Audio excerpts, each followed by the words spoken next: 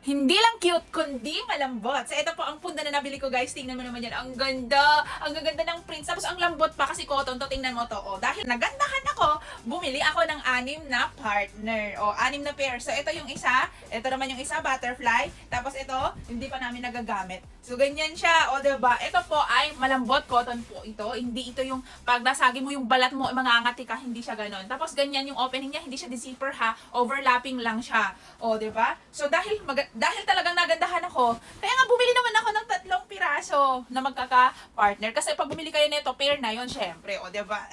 Ganda. Alam mo, ang dami ko nang nabiling unan, pero ang gagaspang ang kakati ang iinit. Pero eto, oh.